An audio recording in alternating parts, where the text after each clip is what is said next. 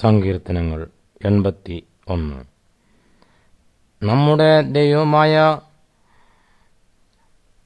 നമ്മുടെ ബലമായ ദൈവത്തിനെ ഘോഷിപ്പീൻ. യാക്കോബിന്റെ ദൈവത്തിന് ആർപ്പെടുവീൻ. തപ്പും ഇമ്പമായുള്ള കിന്നരവും വീണയും എടുത്ത് സംഗീതം തുടങ്ങുവീൻ. അമാവാസ്യയിലും നമ്മുടെ ഉത്സവ ദിവസമായ പൗർണമാസിയിലും കാഹളം ഊതുവീൻ. ഇത് ഇസ്രായേലിന് ഒരു ചട്ടവും യാക്കോബിൻ ദൈവത്തിന്റെ ഒരു പ്രമാണവും ആകുന്നു. മിസ്രയീം ദേശത്തിന്റെ നേരെ പുറപ്പെട്ടപ്പോൾ ദൈവം അത് യോസേഫിനൊരു സാക്ഷ്യമായി നിയമിച്ചു. അവിടെ ഞാൻ അറിയാത്ത ഒരു ഭാഷ കേട്ടു. ഞാൻ അവന്റെ തോളിൽ നിന്ന് ചുമട് നീക്കി, അവന്റെ കൈകൾ കൊട്ട വിട്ട് ഒഴിഞ്ഞു.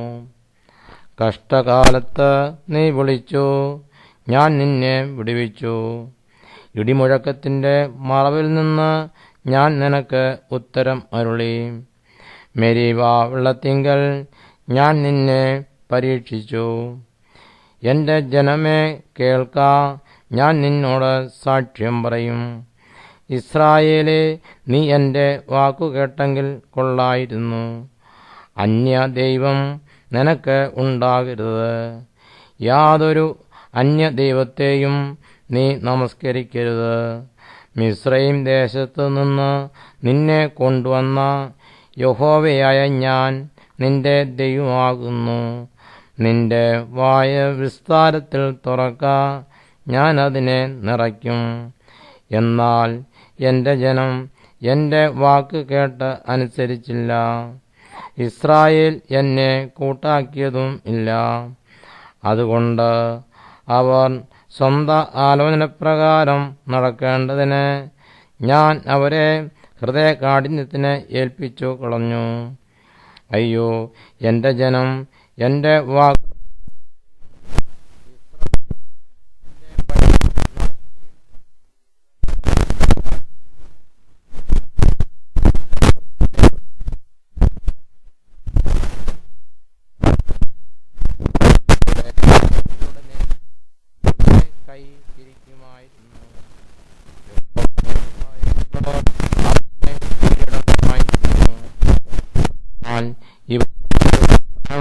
എന്നേക്കും നിൽക്കുമായിരുന്നു.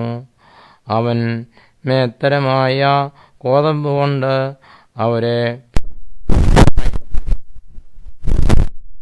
പാറയിൽ നിന്നുള്ള തേൻ കൊണ്ട് നിനക്ക് തൃപ്തി വരുത്തുമായിരുന്നു.